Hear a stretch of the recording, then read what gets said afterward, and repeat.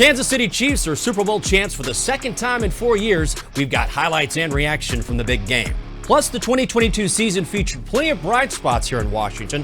Our radio crew weighs in with their top moments from our first year as the Commanders. And it will be a busy offseason for Ron Rivera and his staff. We tackle the biggest storylines Washington is facing this spring.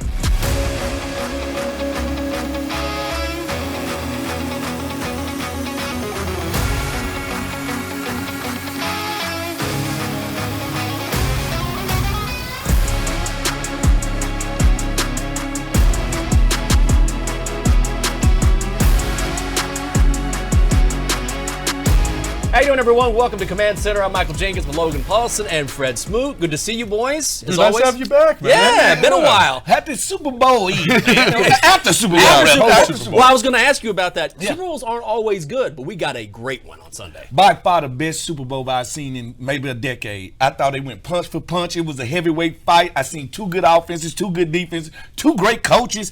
Hey, you couldn't ask for more on a Sunday. Yeah, we said like styles make fights leading up to the game, and you got to see that, like the Philly ball control style offense with the high-flying kind of game adjustment of the Kansas City Chiefs. And even though the end was a little bit boring, I really liked that. The gamesmanship, everyone knowing what the situation was, that was really cool on all facets. Yeah.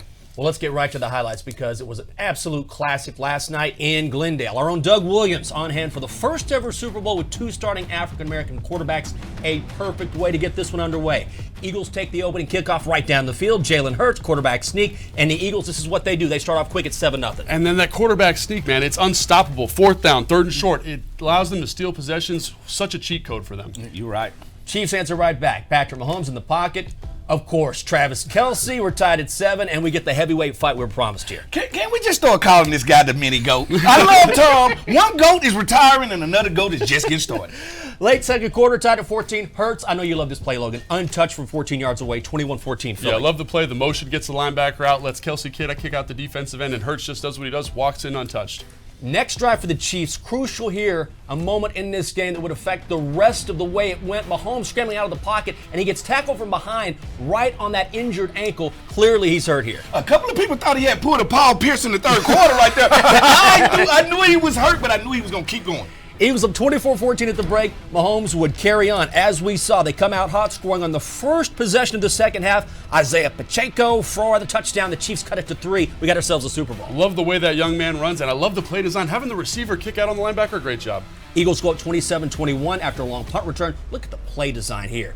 Did you just Andy Reid doing what he does? That quick zig right there, they were going to try to hand it off. No, you cannot do that. Quick touchdown, easy touchdown for the Chiefs. Next Kansas City drive, they're up 1. This time, same play, other side of the field, Sky Moore. It's 35-27 Kansas City. I was going to say, don't adjust your TV set. That is exactly the same play. Get those quick, twitchy wide receivers in space. Love it. Philly needs a play. They get one. Rolling up to the line of scrimmage. They do this so well. Hurts, his record-tying third rushing score of the game.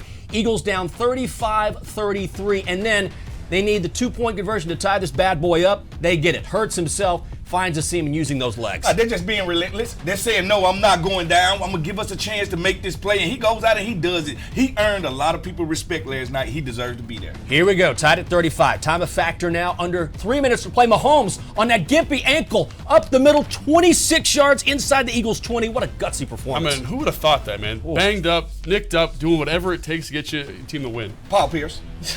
Here's the play everyone's talking about. On a third down, pass is incomplete.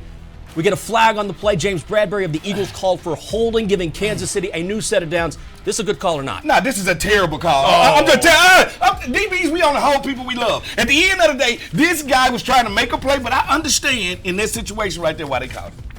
So 11 seconds to play. Harrison Butker converts the chip shot to win it. Kansas City is your Super Bowl champion. They win it 38-35. Patrick Mahomes, your MVP for the second time in 4 seasons. Time to go inside the matchup presented by FanDuel. Make every moment more with FanDuel, the official sportsbook partner of the Washington Commanders. The Chiefs, just the second team in Super Bowl history to overcome a double-digit halftime deficit. The other being the Patriots, which we all remember rallying to beat Atlanta back in Super Bowl 51. Yep. Kansas City scores on all 4 of their second-half possessions. Mahomes just 1 incompletion in the final 2 quarters on his way to earning MVP. Meanwhile, Jalen Hurts joins Broncos running back Terrell Davis as the only players to score 3 rushing touchdowns in Super Bowl history. Chiefs may have been down at the half, but Mahomes says the team knew what they had to do after the break. We just challenged each other, man, to leave everything out there, and I don't want to say we played tight in the first half, but you didn't see that same joy that we play with. And I wanted guys to just know that everything we worked for is for this moment. You have to enjoy this moment. You can't let the moment overtake you. I thought the guys did that in the second half, and they fought to the very end. And that's all you can ask is guys to leave everything they have on the football field. Listen, we were right there. I don't have to motivate these guys too much. They're very motivated to do well, and we were down by 10 points, so it's not that much with the way our defense plays and shutting people down and the way our offense plays by scoring points. So it's just a matter of straightening out a couple things. And the guys always believe. They never don't believe. They always think they're in the game. It always hurts, right? Anytime you don't come out on top, regardless of what you're competing at, it burns you, and it gets a lot of credit to them. All the credit to them. They played a great game. It's a really good football team, well-coached football team. But it hurts. And like I said, we'll use this pain, we'll use this failure for motivation for us moving forward. Time for our Mission Debrief, brought to you by the Washington Times. First, all right, here we go. We got our DB right here. Yeah. Smoot, what do you think about that penalty? I ain't seen nothing. Hey, listen, at the end of the day, Jinx, I thought it was knick-knack. I thought it was one of those things, yes, you could call it, but in that situation, do not let the referees imprint the game. Because today, what is everybody talking about? How the referees imprinted the game, and there go that uncertainty that it leaves. Yeah, and I think they did a great job, the officials outside of that call, of kind of letting the boys play. And then all of a sudden, in this definitive moment when you don't need to make that call, I don't think. It is a hold. Bradberry admitted it was a penalty, but golly, that's a tough call at that moment of the game to kind of just, like you said, put your impact on it. Don't worry, they're going to ask Roger Goodell about it. He's going to say, officiating has never been better. Never been better. Well, when you talk about Patrick Mahomes, I hate to put the cart ahead of the horse here, but I think with him it's warranted, right? You're talking about a two-time regular season and Super Bowl MVP now, only 27. He's starting to build that legacy. How good is he, and where can he be? I think we're dealing with the same thing we're dealing with in the NBA.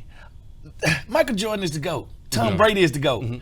But LeBron, the numbers are starting to stack against him. And I think that's what he's starting to do. He's starting to say, you know what, Tom? You might have 7 Super Bowls, but everything else will belong to me. From passing yards to championships to everything. So I think he has a chance at 27, like you said, to do something special. And to me, it's even more than the numbers. It's even simpler than that. Look at the throws he's able to make. Look at the way he's able to impact the game. His mobility, his athleticism, the way he sees the field. He can push the football down the field. No area of the field is safe from him. There's so much space when you're playing Kansas City because of Patrick Mahomes. So I think he's definitely well on the way to becoming one of the greatest of all time. I know he had that fumble early in the game, but Jalen Hurts was the man for the Eagles in this one. And when we're talking about the Commanders here, Jalen Hurts can be a problem for a long time. I totally agree. I think the thing about Jalen Hurts that you got to respect is his development. Like, he came in being a fringe quarterback, became a rushing threat first, and then you see the game evolve around him. Excellent offensive line, excellent skill position players, and he just became that point guard who made some outstanding plays in this game that, he deserves a ton of respect. I usually don't like quarterbacks from Power 5 schools because I feel like you already got a first-round wide receiver, first-round lineman, first-round this. But he was one of those guys. We watched him on national TV go through his trials and tribulations. We watched him get benched in the national championship. We watched him transfer to Oklahoma and learn how to pass the football. We watched this guy grow. We watched him mature. And that's what you want to see from a player. And we also watched Philadelphia build the offense around him and support him. So I think last night Jalen Hurts put the world on notice. I am here and I ain't going anywhere. Yeah, and his improvement from last season to this season was probably the biggest jump in the NFL. Unbelievable. Coming up next, Commanders running back Brian Robinson had a fantastic season, and one to remember for Commanders fans. We're going to share our favorite moments from the past year. And we caught up with team president Jason Wright out in Arizona ahead of the Super Bowl. We will preview the biggest offseason storylines here in D.C. later in the show. Become a 2023 Commanders season ticket member today. Claim your place at FedEx Field for 2023 starting at just $50. Commander season tickets include more benefits than ever before. New year-round events tailored to you, 50% off game day concessions, and more. Get the details and place your season ticket deposit at commanders.com/season ticket. They're right there.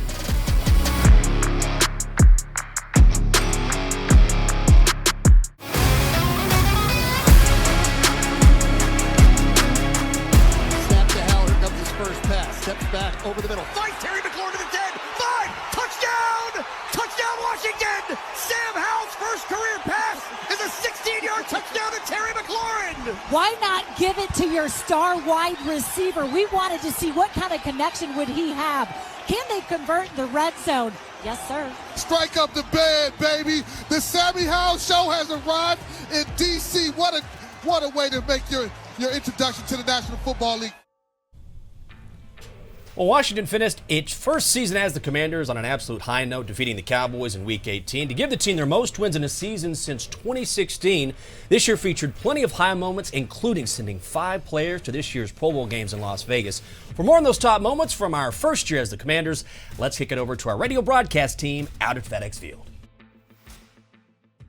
So our first year in the booth as the Washington Commanders, and of course, first year in the booth for London Fletcher as well. Bram, we did our third season this year, which is really cool and remarkable. But along the way, I would say there's some really cool moments that we got to share with each other and with everybody that got to listen to the calls. London, since you're a newbie this year, a rookie, I'm going to let you go first. What was one of your favorite moments in the booth? My favorite moment was the game in Philadelphia on Monday Night Football. Just the way that the team played when nobody really gave us a chance and to go out and dominate the Philadelphia Eagles, running the ball the way they ran the ball, defense coming away with all those takeaways. That was my favorite moment of the season. I think my favorite was now 3 because you walked in the booth in that game and then walked up and told us, I just talked to Brian Robinson and he told me he's going to go ham tonight. We're like, okay, all right. My favorite moment on the field was Terry McLaurin's catch against Colts at the end of the game. Just an incredible play to witness stuff like that when you're so in it like we are. Yes. I think it's just like you feel like you're part of it, and he really came through, hometown kid, the whole thing. And then the last game of the season, on Sonny Jurgensen's day, to have Frank Herzog in the booth with us was really special for me. Yeah, as well. I would say having Frank Herzog join us as well, and he got to be able to call his famous call for a touchdown, which was really great, Bram. You let him have that moment, and as he said, it was one of the best days in his last 18 years that he's had, so great to have him there with us in the booth. The legacy lives on, and there you go. We'll now look forward to next year.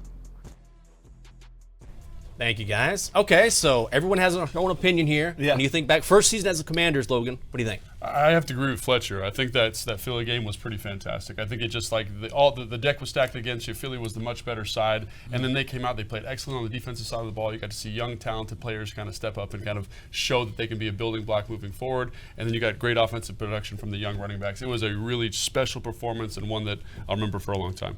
All right. That's the way to hog the best point of the season. Oh, get out of here, bro. That's good. You just said it was cliche. You just told me it was cliche. It was an easy pick by you, Logan. Congratulations. I myself think it was the Dallas Cowboys game at the end of the year. Not only do we send the Cowgirls going to the playoffs on a bad note, we also got to see a glimpse of the future. We got to see the young Sam Howell, a.k.a. the Airwolf is what I call him. We got a chance to see the Airwolf throw the ball. We got a chance to see. Why do you call him the Airwolf? Because his last name is Howell. Oh, I got you. All right. And I'm a big Game of Thrones fan. Respect. Yeah. So at the end of the day, it gave us something to look forward to this year.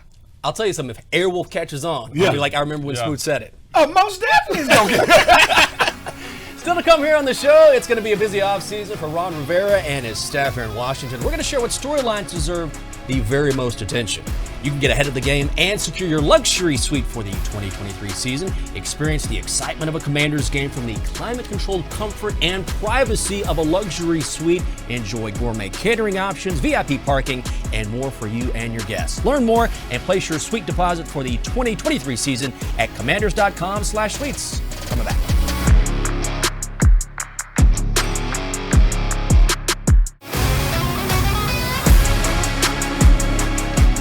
Command Center's Super Bowl coverage is presented by Safeway, the official supermarket of the Washington Commanders.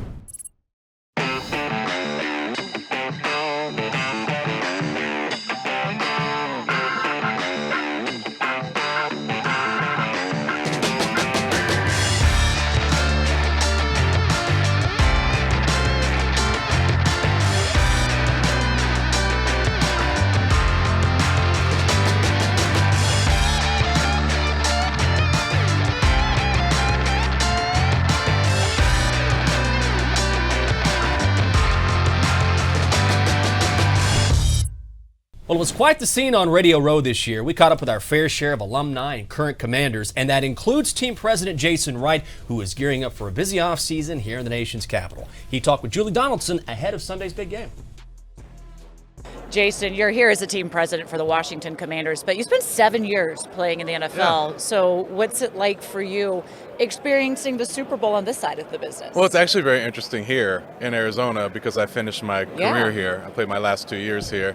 And so I'm running into a bunch of people out here that know me mostly as a player. And that's weird to me. Because I sure as hell am not a player anymore. I don't have that body. I don't have that ability. I don't even have that mindset anymore. I imagine different things hurt this time around. Correct. Yeah, like, correct. Okay. My soul hurts on occasion. But yeah, it's very different. It's very different. But it's cool to get back in that mentality. And not a lot has changed. We came here from the Pro Bowl where Washington had 5 players represented. What does it just say about the franchise, kind of the guys that we're building around? Because they were all captains too. Yes. I think what you've seen and the caliber of guy we had great performance on the field, and they're natural leaders off of it. All different types, right? Duran as a more quiet leader by example. Someone like Tress, very vocal leader.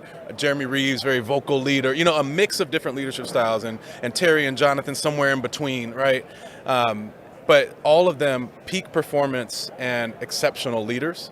And that's the kind of roster that we're building as an organization. And so I think it's a signal that we have a competitive team that is ready to take the next step. What is the vision for next year? I know it's already spinning in your head. You've got it laid out. It's winning. Yeah. Point blank period. You know, we've been an organization in transition for a couple years. We will continue to be an organization in transition into the next one, but we have a solid foundation now. We've built a unified culture across business and football. It spells, our values spell the word fight, family, impact, growth, honor, trust, family, the way we treat each other, impact, a focus on winning in the bottom line, growth, an ability to take risks. H is for honor. It means that we revere our past, and T is trust. It's the integrity, the way we deal with people and deal with one another in honesty and truth. Those values are now solid. They're immovable. We have people in the organization now that espouse those values all across the building. Now we have the opportunity to win, absorb the benefits of winning in the business, and move beyond a narrative that doesn't reflect who we are today. And that's going to happen real soon. We like it. Mm-hmm. We want those wins because this is where Washington wants to be at the end of the day. Not talking about the teams in the Super Bowl, but in the Super Bowl. That's right. You get there by winning. Thank you, Jason. We appreciate it. Of course, my pleasure. Game day details are delivered by Paisanos. Order online at paisanospizza.com. How about some important offseason dates on the calendar? Starting February 21st, teams may use the franchise or transition tag on pending free agents. Then starting on February 28th, prospects head to Indianapolis for the NFL Scouting Combine. The 2023 league year starts on March 15th with the start of free agency. And then we close out the month of April with the 2023 NFL Draft from Kansas City. Let's talk storylines for the Commanders, and near the top of the list, an offensive coordinator. How important is it to do this sooner than later and to get the ball rolling and to get this install ready to go? Oh, you want to get him in the building right now. You want to get him around the players. You want the players to get around him, because the first thing changes when you get a new coordinator, mainly is the terminology. Because if I'm running cover 3 or cover 4, it's still going to be cover 3 or cover 4. The terminology changes, and I want to get on the same level and same playing field as the coach as soon as possible. Yeah, and I think, there's not a lot of players around the building right now, but there are scouts, there are coaches, they are kind of building their offensive identity, moving into next year. So you want him around, you want him to be part of that process, kind of giving his input, giving his opinion, as well as, his contribution to the players and that perspective. Well, when you talk about offensive identity, what sort of offense do you want to see crafted? I mean, I think that's a really good question. I think you want someone that is going to be flexible and kind of adapt to the players that you have at hand. Say, this is who I have, this is what we have at our disposal. How do I elevate this group? And so that's what I want to see from the offensive coordinator. Scheme kind of agnostic. Just can this guy adjust what we have here? What do we need to beat you today? Yeah. And that's what I always loved about Bill Belichick and his offense. If he needs to run the ball 50 times a day, he lines up, bring 3 tight ends in and run the ball. So whatever is your weakness, that will be our strength that week. And that's what type of guy I want to see in here. And because I think we have that type of players. I think we have speedy guys, big guys that can move you around. So at the end of the day, I want them to show some smarts and not just be one of them people where I'm going to run stuff my way because this is the way I run it. If we're talking about offense, then we have to talk about Airwolf. Then Yeah. that's your guy. Okay? Yeah. Sam Howell. Talk about the wolf, baby. Hashtag Airwolf. Let's go. Yeah. You're excited about what he can be, but we don't have a big sample size here. We don't have a sample size, but as I watch him, I've watched him practice, I watch him throw the ball around, and I see his body type. And don't get mad at me, fan base. He reminds me of Tony Romo. Okay. And that's just from the way he releases the ball to his body size to how he looks in a uniform. So if he can be that type player, and with us legitimately giving him a chance, he know he's going into this offseason as the starting quarterback. I think he gives us a chance. I think the young Wolf will give us a chance. Yeah, so I totally agree. I think, Philly's a good roadmap there. Yeah. A young guy you can develop. Add some offensive linemen. Take advantage of those guys you just mentioned, the big guys, the fast guys. Let's see if they make some plays. Free agency always huge this time of year. Deron Payne, I mean, he's the guy. He is the guy, 100%. I think he's probably going to get franchise tag just because of the financial situation. So some of those dates we just showed are going to be really important for him. But he deserves to get paid as much as people can afford to pay him because he had an outstanding football year this year, and he is a tremendous talent, Fred. I am going to go rent a U-Haul, and I'm going to go pick up Deron Payne, drive him to Carson Wentz's house, and we're going to move Payne into that house because we want him to stay as long as he can when it comes to being a part of this football. That kid showed up, and that kid played grown man football this year. He can stay, but we got to go. That's Fred Smoot, Logan Paulsen. I'm Michael Jenkins. Thanks for being with us here on Command Center. We'll see you.